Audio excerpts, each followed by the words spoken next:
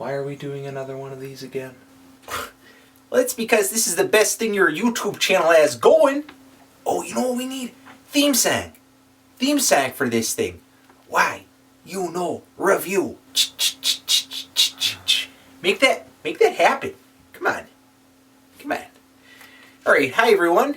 Cal Truchesta here. The roommate of the internet's busiest music nerd, Anthony Fantano.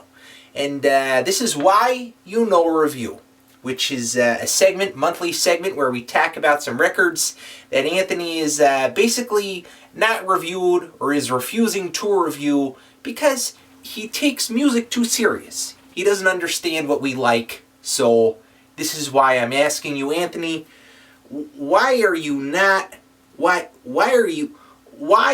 review the new DJ Shaddy album? The less you know, the better.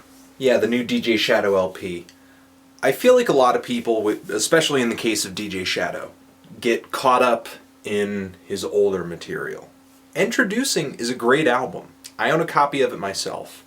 But the thing is, I think many people have convinced themselves that he's never ever going to create anything equally as interesting as that album, which is kind of silly. But still, I've had some issues with this LP. I could see why other people have too. It's pretty inconsistent. It's pretty all over the place. It's loaded with things that I would never expect from DJ Shadow or really look to him to make for me. Like Warning Call, which is kind of like this little bland, understated indie rock tune with Tom Veck on the vocals, and Sad and Lonely, which is kind of this lonely, eerie piano ballad. This thing is so varied, I can't really put a genre on it at all. It's got about as many highs and lows as like a compilation of singles from a random ass record label. If you're really looking for a mixed bag, check this out.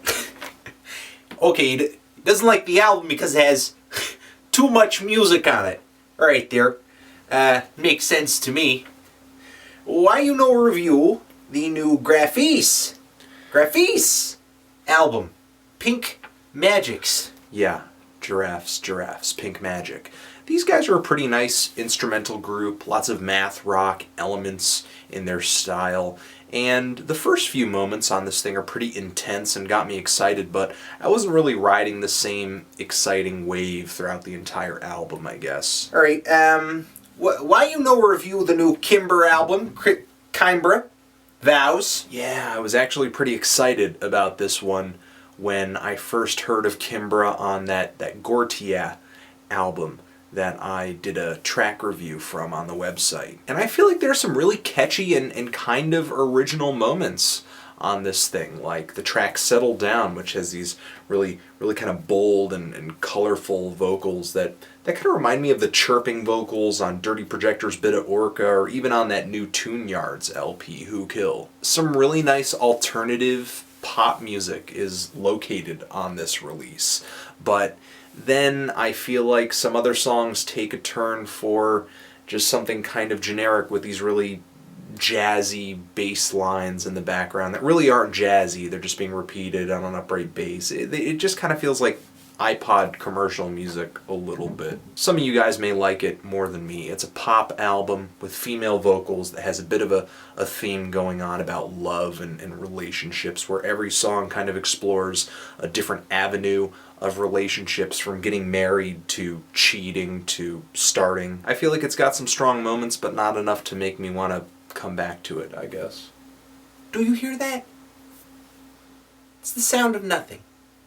Because he has no heart pumping blood in here. None. Nothing. Nothing is in there. What do you think of the new Warbringer album? Worlds Turn Asunder. Yeah, the Warbringer. You guys know that I like myself some thrash metal, and imagine my excitement when I heard that there was a thrash metal band by the name of Warbringer with a new album called Worlds Torn Asunder. And I feel like these guys have some pretty good and melodic solos that I like a lot, but a lot of the riffs weren't really all that memorable for me, and they just feel a tad bit overproduced, and just overproduction is my biggest pet peeve when it comes to metal music. So yeah, this wasn't really doing it for me throughout the whole thing. Well, if it's loud rack music, it's probably not that good anyway.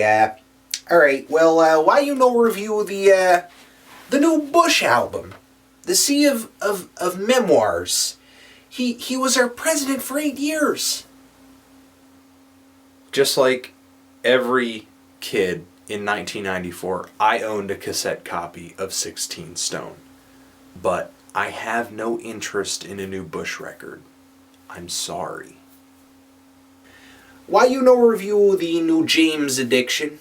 The Great Escape Artist. Pretty much the same thing with Bush, except in 1994 I was not a Jane's Addiction fan. Even when I was a kid, my ears did not gravitate toward their sound. They never have, and I wonder if they ever will. Listening to it today, I feel like Nothing's Shocking still has some really bold and experimental moments on it. I think it's still a relevant album. I mean, Death Grips sampled it on the first track to their new album, but this new LP really has done nothing whatsoever for me. It just kind of feels like safe, alternative rock, and that's it. Well, then maybe you need to fix your ears. You know? Maybe listen with your heart instead of your head. Why you no review the new Cymbals Eats Guitar? Yeah, I'm not 100% sure how this slipped through the cracks, guys, but these guys are a New York band. They dropped their debut, Why Are There Mountains, in 2009, got a lot of rave reviews, and I liked it too. But this one just wasn't hitting me as hard. It just didn't feel as large and in charge. A lot of the songs are shorter, a lot of the musical builds of these tracks are simpler, and I could appreciate that these guys want to do something more straightforward, more to the point, but I feel like part of what makes this band interesting was sacrificed in the process, but only a little bit. I still think it's an interesting record for anybody who wants to hear an older style of indie rock. Alright, why you no review the Real Estate's Days? The Real Estate Day. The day. Yes, people have been begging me to review this album, and you know, I wasn't even really into this band's first album. I never really quite got the Real Estate bubble. Jingly jangly guitars, simple melodies, buried vocals, mellow feel, and so much reverb that the music kind of ends up sounding like a smudgy, blurry Polaroid picture. It's a really light and easy listen, but nothing on this really strikes me as being memorable. And it's not like I'm not into the style. I've enjoyed stuff like this in the past, I think. Stuff that's just as reverby and smudgy and buried, like that new Craft Spells LP that came out on Captured Tracks. I just don't find this to be that bold, but I don't think you have to sacrifice being bold in the name of being quiet and being subtle. For example, I think Bradford Cox in his Atlas Sound project always comes up with some really interesting songs and textures, despite the fact that a lot of the time he's much quieter than this Real Estate record. So yeah, nothing on this thing really sticks with me. It's always just in one ear, out the other. It's always a blur. Alright, I suppose that's fair enough. Here's a singer who is of the religious persuasion, I think. Why you no review the new Solar Jesus? Solar Jesus. Yeah, Zola Jesus. I'm not doing the new Zola Jesus. I've had friends of mine who are really into her stuff. I've kind of been hearing her around since 2009 when her recordings were way more lo-fi. And I can't say she's really ever done anything for me. I give her credit for sticking to her guns, sticking to a style, and just keeping consistent, but the whole dark wave thing that she's doing, not that I'm against the genre itself, but the synth sounds, the drum machines, and her voice, I'm really not a fan of her voice. It just feels a little flimsy to me altogether. On the surface it sounds like something I could be really into, but once I dig in a little bit I just lose interest, to be honest. Ooh, it's too dark. It's dark.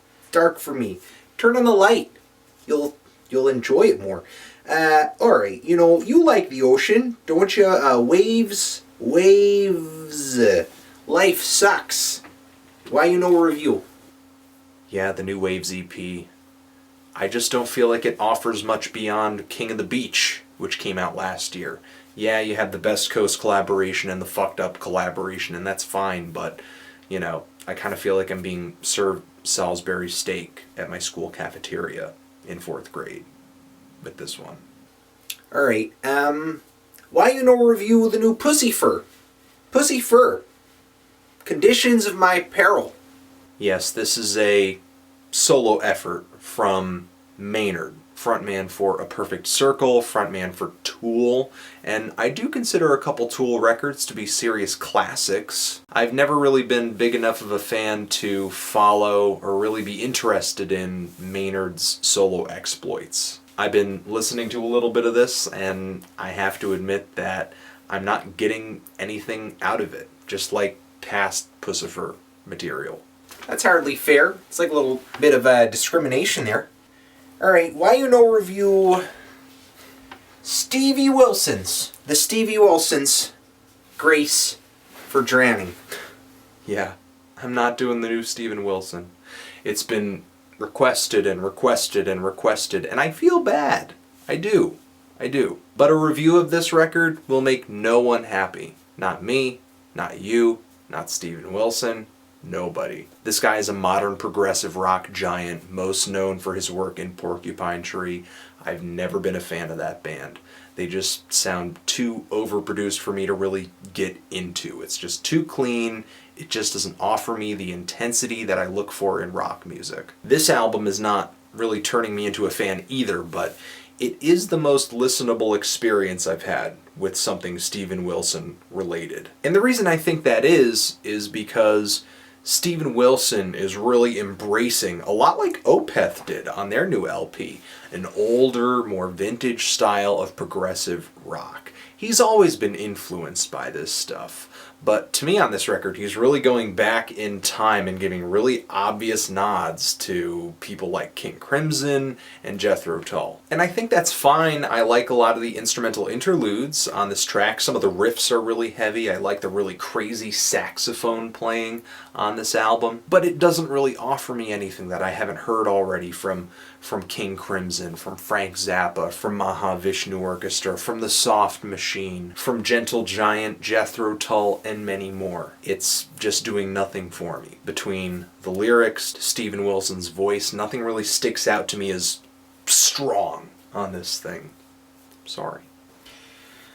Well, ladies and gentlemen, you have it there. Anthony Fantano outright refusing to review these albums because he thinks he has some kind of superiority complex issue where he thinks he is better, too good to review this music. But you know what I always say, 3 hands in the bird is 1 when you push. You've got to give as much music as you possibly can a chance, because there's a lot of art out there that needs to be admired. I hate you. And you make me hate music too. Well, this has been another episode of Why You Know Review. I am your host with the ghost, Cal Truchesta. Thank you for being here with us. Anthony Fantano over here will end these things like he usually does, and hopefully next time, you know, Why You Know Review. Why You Know.